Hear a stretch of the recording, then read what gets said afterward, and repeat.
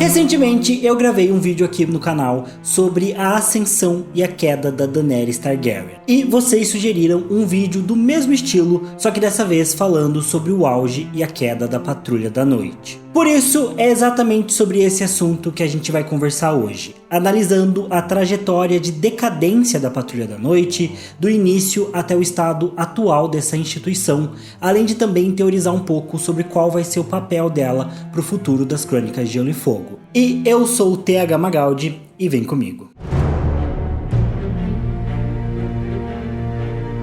A Patrulha da Noite é a organização ou a ordem mais antiga de Westeros. Ela foi criada entre o final da Era da Aurora e o início da Era dos Heróis, e a Patrulha sobreviveu à queda dos reinos dos primeiros homens perante a invasão Andala e também à Guerra da Conquista, ainda que a sua função na prática tenha mudado bastante com o passar dos séculos e dos milênios. A fundação da Patrulha da Noite é creditada para a mesma época em que a muralha foi erguida, já que esses dois elementos estão relacionados.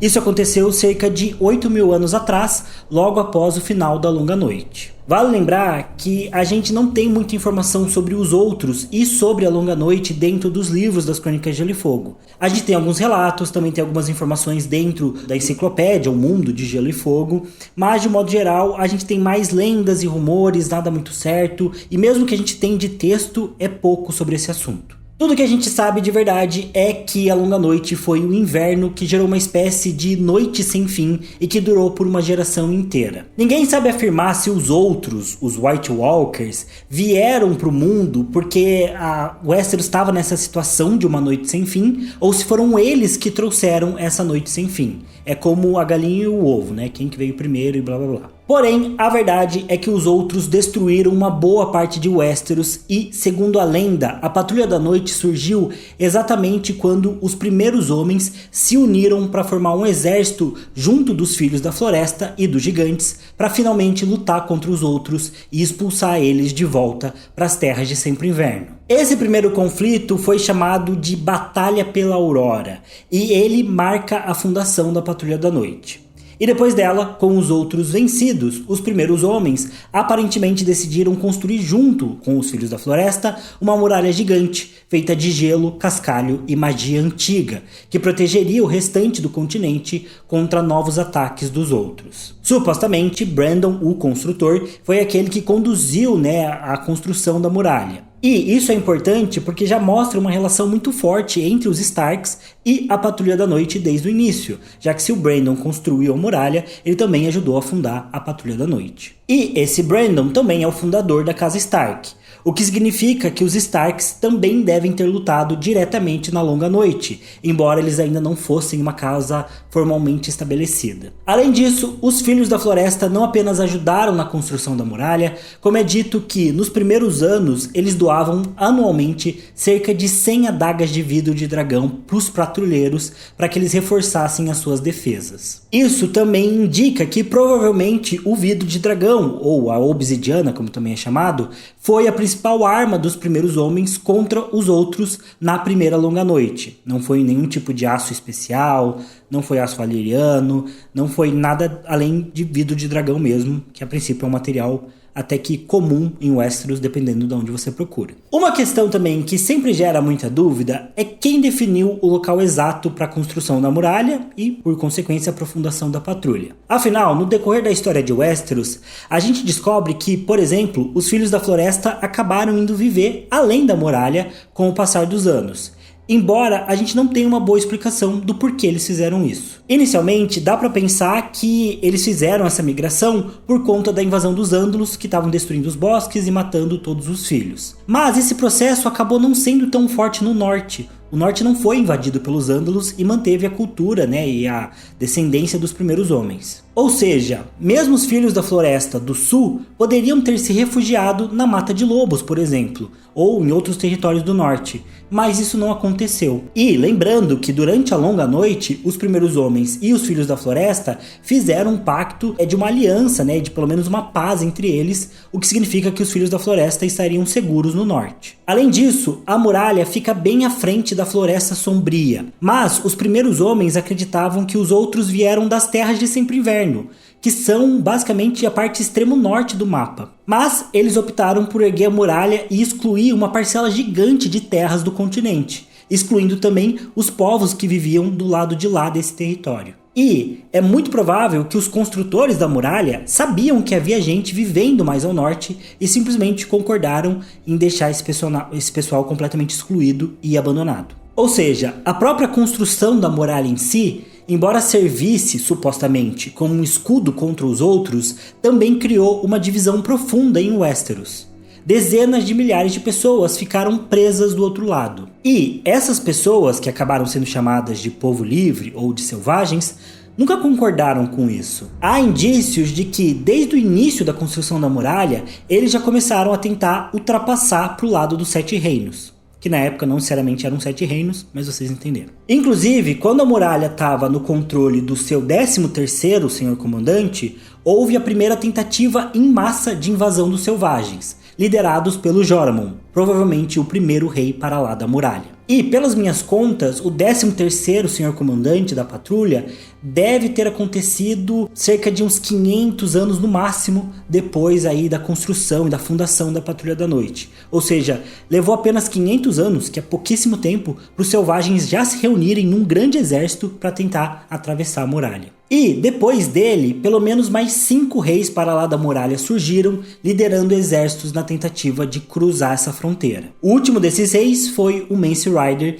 que a gente vê nos livros das crônicas. E ele também foi provavelmente o que conseguiu reunir o maior número de tribos na sua marcha. Mostrando que, muito provavelmente, a cada tentativa, os selvagens ficavam mais obstinados a cruzar a muralha. A verdade, contudo, é que na prática, nenhum rei selvagem apresentou perigo real de atravessar essa fronteira, especialmente porque no início da Patrulha da Noite, eles eram fortes o suficiente para defender a muralha. E, além disso, os Starks também estavam sempre prontos para auxiliar os patrulheiros nessa tarefa de defender esse ponto de travessia. Mas é muito importante falar sobre o Povo Livre porque eles são fundamentais para a gente entender a decadência da Patrulha da Noite.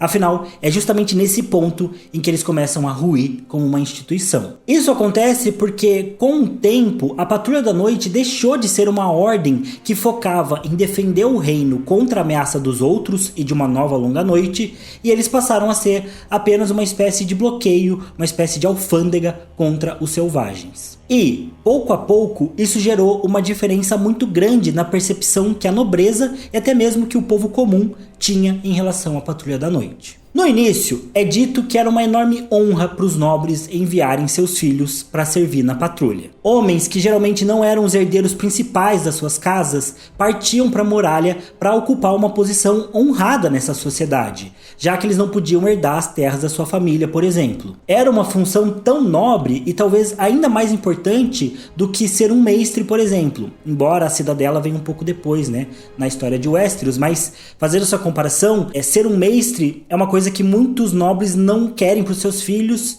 porque um mestre, querendo ou não, serve a outros senhores. Mas provavelmente no auge, ser um patrulheiro, ser um irmão negro da Patrulha da Noite, era uma posição militar, uma posição de muito destaque na sociedade, provavelmente mais bem vista do que ser um mestre. Embora, como eu falei, muito provavelmente essas duas instituições, por uma boa parte de tempo, não tenham sido contemporâneas. Esse prestígio inicial da Patrulha da Noite não só fortaleceu as fileiras da muralha, que chegou a contar com 10 mil patrulheiros no seu auge, mas também permitiu que a instituição tivesse recursos para construir e manter pelo menos 19 castelos ao longo dos 500 quilômetros de extensão da muralha. Além disso, os reis do norte também cederam cerca de 140 quilômetros de terras ao sul da muralha para que os patrulheiros pudessem cultivar a terra, criar abelhas e plantar pomares. Além disso, com muitos nobres e cavaleiros diferentes servindo a patrulha, é bem plausível que os senhores dos reinos também enviassem recursos para manter e expandir a instituição constantemente. Porém, conforme o propósito da Patrulha da Noite foi se perdendo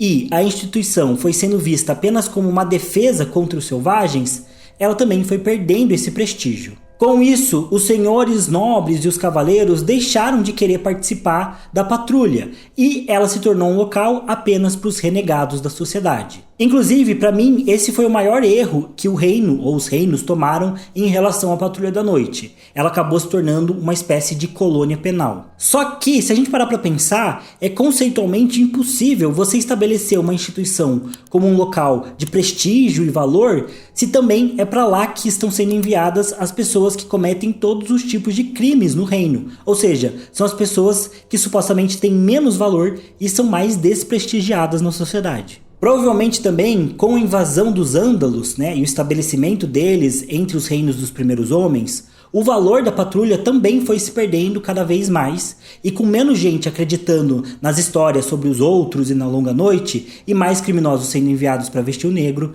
a situação da patrulha e o prestígio dela foi sendo basicamente exterminado. Isso sem contar que trabalhar na muralha, na prática, não era um serviço prazeroso. Lá é sempre inverno, e não é só um friozinho, tipo Curitiba. É um frio desgastante que rapidamente quebrava a moral dos homens. Quem assumia o negro também era impedido de voltar para a sociedade a qualquer momento, ficando quase que isolado do mundo por conta da distância da muralha. Até mesmo as notícias demoram para chegar lá. Sim, minha esposa tá falando que Curitiba é mais frio que a muralha, como uma boa curitibana falaria. E, sem poder tomar esposas, ter filhos, sem ter férias ou qualquer outro tipo de benefício, além da suposta honra de servir ao reino, é claro que a maior parte dos patrulheiros, com o tempo, perdia o encanto pela muralha. Ainda mais se você tivesse ido lá, obrigado, e não porque você queria de verdade. Tinha um VR no negócio. VR tinha, né? Participação de grupo. E, mesmo que você se convencesse que a muralha era importante para prevenir que os selvagens invadissem o reino, com que frequência isso acontecia? Provavelmente, todo ano, pequenos grupos de selvagens cruzavam essa fronteira. Mas, em massa, em 8.000 anos de existência da Patrulha da Noite, a gente conhece o nome de apenas 6 reis para lá da muralha. Isso significa que houve uma tentativa de invasão em massa a cada 1.300 anos. Ou seja, a maior parte em que o patrulheiro passava na muralha era para fazer um serviço difícil, tedioso, frustrante e que parecia, na maior parte das vezes, um serviço inútil. E, com o passar dos séculos, menos homens se juntavam à patrulha. Isso significou menos mão de obra para arar os campos das dádivas ou para guardar e manter os castelos, que tiveram que ser abandonados aos poucos. Além disso, mesmo quando a boa rainha Lissane se apiedou dos irmãos negros e concedeu a eles a nova dádiva, estendendo o tamanho do território da patrulha e a quantidade de vilarejos que agora pagavam impostos para eles, essas terras foram esvaziadas com o tempo, com a maior parte da população delas migrando para o sul ou para as terras do Zamber, que eram mais protegidas dos ataques dos próprios selvagens. Ou seja, a patrulha nem conseguia proteger esses territórios dos próprios selvagens, que era a única missão que eles tinham. Assim, a Patrulha da Noite, que nasceu como a instituição mais importante de Westeros, foi perdendo seu propósito, encolhendo no tamanho dos seus soldados, perdendo a qualidade dos homens que compunham as suas fileiras e ainda ficando com cada vez menos recursos para se manter. E então a gente chega ao período atual da obra, onde a Irmandade está no seu momento de maior decadência. Bom, e já que a gente vai falar sobre o momento atual da Patrulha da Noite, acho que vale usar esse trecho aqui para explicar sobre como ela funciona internamente. Como eu disse antes, foram construídos 19 castelos ao longo da muralha, mas agora apenas 3 deles estão ocupados. O primeiro é Castelo Negro, que é a base principal da Patrulha da Noite. No início, ele era capaz de comportar 5.000 patrulheiros, mas agora possui uma quantidade muito menor desse número. É também um castelo localizado na ponta norte da Estrada do Rei e onde se passa a maior parte do arco da muralha dos primeiros livros. Além dele, a gente também tem Torre Sombria, que é o posto mais a oeste da Patrulha da Noite, ocupado por cerca de 200 irmãos no início do primeiro livro, A Guerra dos Tronos. E por fim temos Atalaia Leste do Mar, uma pequena vila portuária da patrulha que conta com um contingente ainda menor de homens, mas também é onde ficam os 3 navios a serviço da Patrulha da Noite: o Pássaro Negro, o Corvo da Tempestade e o Garra. E, além desses 3 castelos, que são os únicos ocupados na história atualmente, também temos algumas outras fortalezas citadas nos livros e que são um pouco mais importantes. Como, por exemplo, Forte Noite, que já foi o maior castelo da muralha e é o local que abriga o Portão Negro, uma passagem mágica da muralha que a gente vê o Sam e o Bran usando durante a história. E também a gente tem Lago Profundo e Portão da Rainha, 2 castelos que têm uma relação com a Rainha Lysane, que foi literalmente o único monarca Targaryen que se prestou a visitar a muralha durante toda a dinastia, mostrando que a profecia do Aegon lá de House of the Dragon é um monte de bobagem da HBO. Enfim, no total, menos de 1000 homens compõem a Patrulha da Noite atualmente, nesses 3 castelos ocupados, Castelo Negro, Torre Sombria e Atalaia a leste do mar. Além disso, vale explicar que os Irmãos Negros também são tradicionalmente divididos em 3 grupos. Primeiro, a gente tem os patrulheiros, que têm a tarefa de guardar a muralha, fazer expedições pela Floresta Sombria e serem a principal força de combate e de defesa ali de Castelo Negro e da muralha como um todo. A gente também tem os construtores, que são responsáveis pela manutenção da muralha, dos castelos e dos equipamentos. São basicamente pedreiros, carpinteiros, mineiros e lenhadores. E por fim, a gente tem os intendentes, que é basicamente todo o resto. São os patrulheiros que cuidam das tarefas do dia a dia. Eles caçam, cozinham, plantam, cuidam dos cavalos, costuram as roupas, limpam os armamentos, fazem o comércio no sul, limpam os castelos de modo geral, escrevem e leem as cartas e administram a instituição como um todo. Porém, o elemento mais importante que o George R. R. Martin destaca pra gente no início da história, especialmente quando o Jon tá viajando até a muralha na companhia do Tyrion, é que, pior que a quantidade atual dos patrulheiros, é a qualidade desses homens. Bom, a maior parte atual dos Irmãos Negros é formada por 2 grupos: criminosos que aceitaram a punição de vestir o negro e exilados políticos. Homens que lutaram no lado errado da rebelião do Robert ou de algum outro conflito menor e acabaram excluídos da sociedade. Um exemplo desse segundo tipo é o Sir Alliser Thorne. A casa deles apoiou os Targaryen durante a rebelião e ele acabou escolhendo vestir o negro ao invés de ser executado pelo Lord Tywin Lannister. Porém, também existe uma grande quantidade de irmãos que foi parar na muralha não por serem criminosos ou exilados de guerra, mas por algum outro motivo pessoal ou familiar ou alguma outra complicação. Por exemplo, o Sam Tarly, que foi obrigado a vestir o negro porque o seu pai não queria que ele herdasse Monte Chifre. Ou, outro exemplo desse grupo é o ferreiro Donal Noye, que foi a pessoa que forjou o próprio martelo de batalha do Robert Baratheon, que ele usou para esmagar o Rhaegar, mas que durante a rebelião o Donal Noye acabou tendo seu braço amputado.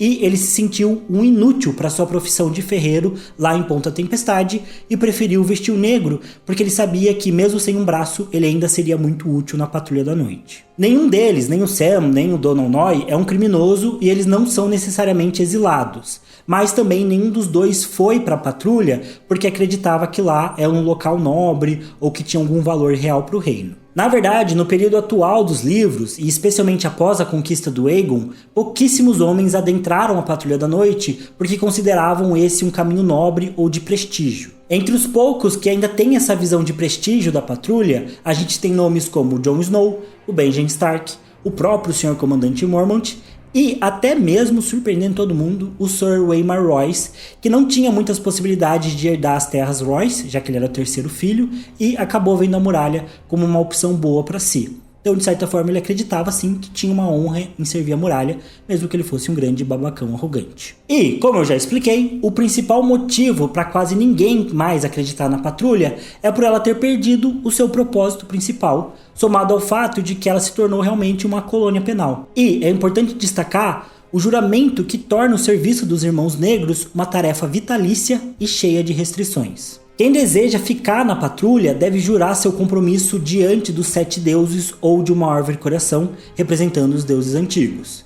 E o juramento diz, abre aspas, escute as minhas palavras e testemunhe os meus votos. A noite chega e agora começa a minha vigia. Não terminará até a minha morte. Eu não tomarei esposa, não possuirei terras, nem gerarei filhos. Não usarei coroas e não conquistarei glórias. Viverei e morrerei sob o meu posto. Eu sou a espada na escuridão. Sou o vigilante nas muralhas. Sou o fogo que arde contra o frio. A luz que traz consigo a alvorada. A trombeta que acorda os que dormem e o escudo que defende o reino dos homens. Eu dou a minha vida e a minha honra para a Patrulha da Noite. Por essa noite e por todas as noites que estão por vir. Fecha aspas. Porém, como se não bastasse a Patrulha da Noite se encontrar no seu momento mais fraco da história, o período atual dos livros também é o momento em que ela é mais necessária. Quando a gente inicia a Guerra dos Tronos, nós já descobrimos que o Mance Rayder, o novo rei para lá da muralha, que já foi um patrulheiro inclusive, está reunindo o maior exército de selvagens que o mundo já viu. E, mais importante do que o Mance Rayder, o prólogo do primeiro livro simplesmente mostra que os outros estão caminhando para o sul mais uma vez. E o Arco da Muralha, no primeiro livro, não só apresenta a instituição por dentro para os leitores, especialmente através dos olhos do Jon Snow, como também trabalha essas ameaças crescentes que a patrulha vai precisar enfrentar. E, dentro desse cenário assustador que a patrulha vive, a única esperança que a instituição tem reside no seu senhor comandante, o Lord Jeor Mormont. O 97º senhor comandante da patrulha é um homem que não apenas vestiu o negro porque via valor na instituição, como também é um ótimo líder. Desde que assumiu o posto, ele percebeu que era necessário melhorar o sistema de patrulhas, tentar restabelecer e ocupar os outros castelos ao longo da muralha e também conseguir mais apoio dos senhores do reino. Também fica claro que o Mormont percebeu rapidamente o perigo que o Mance Rayder representava com o seu exército de selvagens.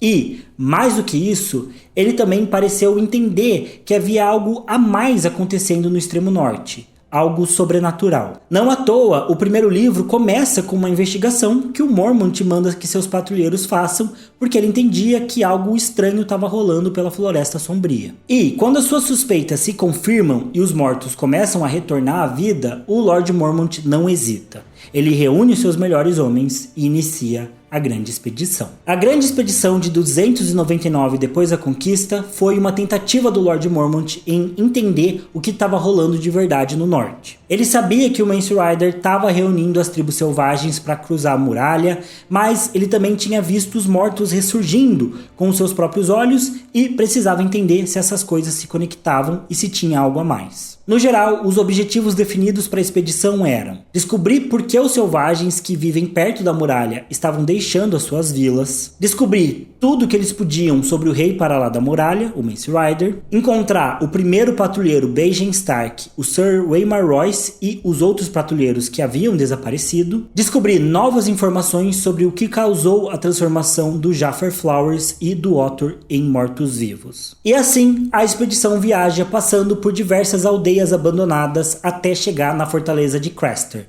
onde eles ganham um abrigo provisório. Lá, eles descobrem que o Mance está reunindo seu exército nas presas de gelo, e então eles marcham até o Punho dos Primeiros Homens. A ideia era reorganizar a expedição a partir desse ponto, contando também com os reforços vindos de Torre Sombria. Porém, no Punho, os patrulheiros acabam sendo surpreendidos e são brutalmente atacados pelos outros e as suas criaturas zumbis. Pegos de surpresa e em uma posição de desvantagem, o grupo se divide e a maioria dos patrulheiros acaba morta. Os sobreviventes fogem e conseguem chegar devastados até a fortaleza de Craster.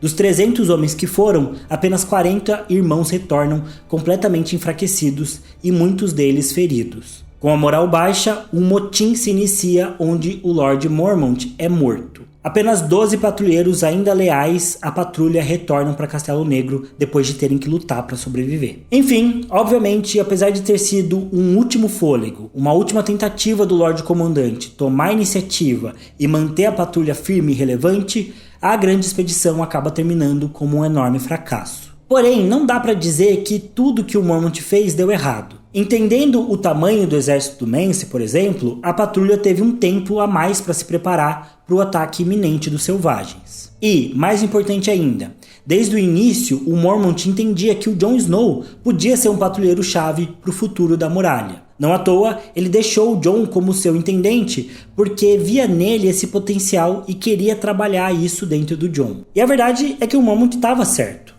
Mesmo quando o Jon acabou entre os selvagens, ele não esqueceu o seu papel e continuou atuando em prol da patrulha. No momento-chave, ele abandona o povo livre e até mesmo a mulher que ele amava em prol de cumprir com seu juramento. O Jon então se torna uma peça central na defesa da muralha, sendo essencial para revelar os planos do Mance e preparar os seus irmãos para a luta. Inclusive, depois que o Donal Noye acaba morto, é o Jon que assume a liderança das defesas e faz um trabalho muito digno, considerando o quanto eles estavam em desvantagem. Por fim, graças ao Sam, o plano do Lord Mormont também se concretiza. No quinto livro, a gente vê o Jon se tornando o 998º Senhor Comandante da Patrulha da Noite, e os seus planos para a patrulha, na verdade, são uma continuidade do Comandante Mormont, ou seja, do governo anterior. E sim, eu sei que no final do livro, o Jon também acaba morto por um motim dos seus próprios irmãos patrulheiros. Mas a verdade é que, tirando a ideia dele tentar retomar o Winterfell, que a gente pode discutir melhor num próximo vídeo, a liderança do Jon na muralha é muito boa. E, verdade seja dita, ele tá num cenário muito complicado. E mesmo assim ele consegue ver as coisas com muita clareza. Ele entende, por exemplo, que não faz sentido que a patrulha continue lutando eternamente com os selvagens, porque isso é cansativo e improdutivo. Ele também sabe que cada membro do povo livre morto é um soldado a mais para o exército dos outros, e que se preparar para a longa noite é a principal prioridade da patrulha. E, melhor ainda, a verdade é que a Patrulha da Noite tem problemas para se sustentar, mas ela tem muitas terras. Tanto a Dádiva quanto a Nova Dádiva são territórios basicamente despovoados. E o povo livre pode ser a mão de obra que faltava para restabelecer os recursos para a patrulha, além de poderem repovoar os castelos da muralha que hoje estão vagos. Então, a verdade é que as ações do Jon são muito lógicas e bem políticas, mas a maioria dos seus companheiros está presa numa lógica de preconceito, amargura e irracionalidade. E isso gera muitas tensões, ainda que o Jon enfrente tudo isso de peito aberto nos livros. Inclusive, vale lembrar que o Jon Snow dos livros é outro personagem em relação ao da série. Nos livros, ele é um cara muito mais duro e decidido, enquanto na série ele virou um bom moço meio bundão. Enfim, o futuro da Patrulha da Noite fica indefinido com a morte do Jon Snow. Mas, muito provavelmente, vai rolar uma treta interna logo no começo do sexto livro, já que em Castelo Negro existem os apoiadores do Jon, os rebeldes, os soldados da guarda da Rainha Selaise e os selvagens que o Jon colocou lá dentro, todos juntos num barril de pólvora. E, para piorar, existe a ameaça do Ramsay de marchar contra Castelo Negro para recuperar a área que ele acredita que está indo para lá, algo que ele pode vir a cumprir caso os Bolton realmente derrotem o rei Stannis. De qualquer jeito, eu acredito que nos próximos livros o arco da muralha vai ganhar cada vez mais peso, ou pelo menos proporções maiores, já que o final da história está se encaminhando e os outros estão se aproximando cada vez mais. Então, por mais que o Jogo dos Tronos siga aberto e a gente também tenha o arco de Meereen para acompanhar, a verdade é que o inverno está chegando. E, como disse o Lord Mormont, quando os mortos andam à caça na noite, julga que importa quem se senta no trono de ferro? E bom, antes de terminar, eu queria só falar 3 coisas sobre a Patrulha da Noite. A primeira é uma curiosidade e as outras 2 são comentários e análises bem pessoais minhas. Bom, a curiosidade é que eu acho que a Patrulha da Noite foi inspirada por um quadro, uma obra de arte chamada de A Ronda Noturna, pintada por um dos maiores artistas de todos os tempos, o Rembrandt. Me perdoem aí se eu estiver falando o nome dele errado. Meu alemão ou meu holandês não é bom. Essa pintura em inglês se chama Night's Watch, que foi traduzida em português para Ronda Noturna, mas que também é o termo em inglês nos livros das crônicas para Patrulha da Noite, The Night's Watch. E não é só a questão do nome que é igual. O quadro também representa um período da Guerra de Independência da Holanda, entre 1568 e 1648, quando algumas guardas cívicas foram estabelecidas nas principais cidades do país. Eles eram uma espécie primitiva de polícia e, basicamente, eram compostos por um militar que organizava e conduzia civis para realizar rondas durante a noite para proteger as cidades contra possíveis invasores e inimigos. O quadro em questão representa a Patrulha de Amsterdã, que era dividida em vários distritos, cada um com sua própria ronda noturna. Os soldados eram no geral membros da classe média ou da elite, já que era necessário custear e manter as suas próprias armas, e não era todo mundo que tinha recurso para isso. Na minha opinião, essa estrutura lembra bastante o que o Martin fez com a Patrulha da Noite, e talvez seja de onde ele tirou o nome e a ideia para a instituição. Mas isso é só uma suposição minha, não é algo confirmado, mas vale a pena dar uma olhada aí na história da Ronda Noturna. E agora os comentários bem pessoais, que eu vou tentar ser rápido porque eu já passei do meu tempo de vídeo. Bom, o primeiro deles é que eu simplesmente adoro a Patrulha da Noite. Assim, é literalmente a coisa que eu mais gosto nas Crônicas de Gelo e Fogo. Eu já falei aqui no canal várias vezes que a minha personagem favorita é a Daenerys e até mesmo que o meu arco favorito é o arco de Meereen em específico, no 5º livro. Mas eu gosto mais da Patrulha da Noite do que eu gosto de qualquer outra casa de GOT, das Crônicas de Gelo e Fogo. É realmente a coisa que eu mais gosto. Inclusive, minha esposa lembrou aqui que a verdade é que lá em 2015, tinha saído até a 5ª temporada, foi quando eu comecei a assistir Game of Thrones. Foi meu primeiro contato com a obra. E eu comecei a assistir por conta da Daenerys, porque também, como eu já disse aqui, depois da minha esposa, a Emilia Clarke como Daenerys Targaryen é a mulher mais bonita do mundo. Mas, apesar de eu ter começado a assistir por conta da Daenerys, quando eu vi a primeira cena do primeiro capítulo do Waymar Royce, do Will e do Garrett na patrulha, pela floresta sombria, né, os outros aparecendo, ali me deu um clique. Ali eu vi que ia ser algo diferente, que ia ser algo especial, aquilo me marcou muito. Com certeza é uma das cenas de GOT que mais me marcou, mesmo sendo muito simples, mesmo sendo o início ali da série. Eu nunca consegui esquecer que eu realmente gosto muito da Patrulha. Inclusive, até nos meus votos de casamento tem frase da Patrulha, do lema da Patrulha da Noite, né? Prometi que ia amar minha esposa por esta noite, todas as noites que viriam, e estou cumprindo meu juramento. É plenamente igual um irmão negro. E eu escolhi o livro que não. Mas o meu foi mais bonito. E a segunda coisa, que é um comentário daí bem pessoal mesmo, é que talvez seja até um pouco polêmico pra esse vídeo, e eu nem escrevi isso no roteiro, porque eu queria até falar disso de uma forma pessoal, é que também a Patrulha da Noite pra mim foi a primeira coisa que me fez refletir sobre as Crônicas de Gelo e Fogo. E por mais que seja um assunto talvez um pouco polêmico, eu queria compartilhar com vocês. Porque pra mim, a Patrulha da Noite representa um pouco a forma como eu vejo a igreja. E pra quem não sabe, eu sou um cristão de longa data, desde que eu nasci, inclusive. E eu sei que a igreja, de modo geral, representa coisas diferentes para quem é de dentro da igreja e para quem é de fora da igreja. E, para falar bem a verdade, o George R. R. Martin é um cara bem ateu. Ele realmente não tem uma visão muito positiva da religião, como a gente pode ver dentro das crônicas. E, sinceramente, eu não acho que ele colocou isso na história.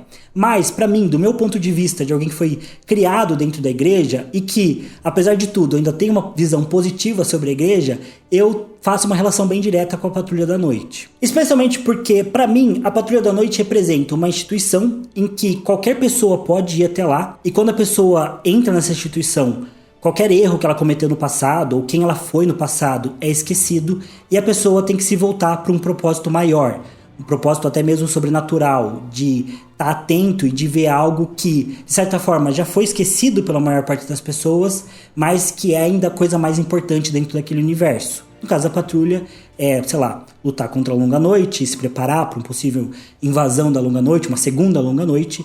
Por caso da igreja cristã, a ideia de uma segunda vinda de Cristo, por exemplo. E, assim como a Patrulha da Noite e a igreja, ambas instituições se perderam durante o tempo, né? Elas passaram a se importar cada vez mais com coisas políticas e coisas até mesmo mundanas, né? Seja a Patrulha da Noite com lutar contra os selvagens e até ser uma instituição de repressão e de exclusão de grupos, assim como a igreja acabou se tornando com o tempo também. Mas, para quem tá dentro da instituição e sabe qual é o verdadeiro propósito dela, sabe que ela existe para servir uma causa nobre, uma causa que faz sentido, que na origem dela ela tem um propósito bom, eu acho que serve também essa relação da Patrulha com a igreja. Mais uma vez, não é algo que eu acho que o George R. R. Martin colocou, mas é algo que eu trago da minha visão pessoal. E o fato do Jon Snow ser essa figura que vai tentar reconciliar o propósito da Patrulha da Noite, né, do propósito original dela, com a situação atual dela do mundo, é como eu vejo que deveria ser o papel da igreja. O papel de olhar para o mundo sobrenatural, para Cristo e tudo mais, mas também de olhar para os problemas atuais do mundo e tentar restaurar eles, ser uma instituição de restauração, de acolhimento e, enfim, não sei mais o que falar, mas restaurar, manter o equilíbrio de novo desse universo. E também tem o fato de que o Jon Snow parece Jesus, que ele morre, ele ressuscita. Então fica bem difícil não fazer essa relação. Sem contar que o Jon Snow é esse cara meio que tá sempre tentando fazer o certo, que é atraído pelos seus irmãos, né, pelas pessoas que são do mesmo grupo dele e, enfim, provavelmente vai ressurgir, tornando esse propósito ainda mais forte, né, de lutar contra a Longa Noite, de preparar a Patrulha da Noite para o que ela realmente serve, né? Eu acredito que a igreja tem essa mesma visão de quem tá de dentro e de quem entende que a igreja se perdeu em muitos sentidos e de muitas formas diferentes, mas que ela ainda tem um propósito a ser cumprido. E digo mais, lutando com Jon Snow, lutando com as pessoas de dentro. Exatamente. O Jon Snow também tem que lutar contra muita oposição que tem de dentro, das pessoas que já não entendem esse propósito da igreja, assim como nós cristãos, especialmente os mais progressistas, como nós aqui, também precisamos lutar constantemente com ideias preconceituosas, amarguradas e agressivas, assim como tem os irmãos negros. Mas eu sei que esse assunto é muito polêmico, gera muitas emoções de quem é da igreja, de quem não é, né? De um modo geral, na cultura ocidental, o cristianismo é muito presente e muito nocivo para a maior parte das pessoas, então eu sei que gera muita polêmica. Tem os comentários aí pra gente discutir essas coisas com respeito. Eu tô falando isso também porque, como eu disse, eu não acho que o George R. R. Martin criou a Patrulha da Noite com essa visão, porque, como eu disse, ele não é cristão e ele não tem uma visão positiva do cristianismo, então ele não faria isso com a Patrulha da Noite. Talvez ele seja influenciado pela cultura ocidental, da qual ele faz parte, e tenha feito isso sem perceber, pode ser. Mas o ponto todo é que, por mais que eu adore e acho que é muito importante entender qual que é a visão que o autor quer passar dentro de uma obra, qual que é a mensagem que ele está passando ali dentro, as obras, especialmente as melhores e as que ganham mais impulso na sociedade, elas também acabam saindo um pouco do controle do autor e a sua interpretação da obra também importa. A forma como a obra se relaciona com a sua realidade, a sua vida, o seu dia a dia, também tem muito valor, também é algo a ser explorado, porque essa é a ideia da literatura. Ela pode ser um entretenimento só, mas ela também pode significar algo a mais para sua vida. Seja no meu caso, fazendo essa comparação com algo que eu vivo muito no meu dia a dia, que é a igreja, ou seja, com problemas familiares que você possa ter, enfim, situações da sua profissão, enfim, da sua rotina de relacionamento de um modo geral. Enfim, as histórias também servem para que a gente se relacione com elas e que elas mexam com a gente e que a gente use ela para mexer com as outras pessoas e por aí em diante. Mas é isso, pessoal. Deixe o que vocês acham sobre a Patrulha da Noite nos comentários desse vídeo. Eu vou estar sempre lendo tudo e respondendo o que eu puder. Também não se esqueçam de se inscrever no canal se vocês não forem inscritos. Deixa o like nesse vídeo para apoiar, que eu vejo vocês no próximo. Valeu, falou e até mais.